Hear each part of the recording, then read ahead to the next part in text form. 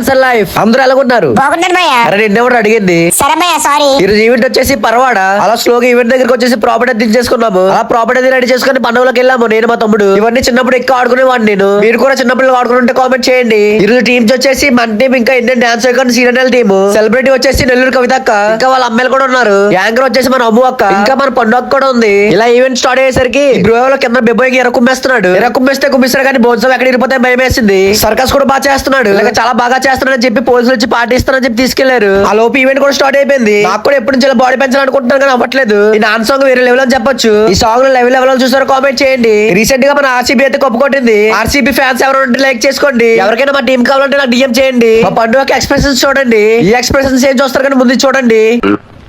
What happened? You are looking so sad and bad. పండుగ stage మీద full fun అయితే create చేస్తుంది చూడండి.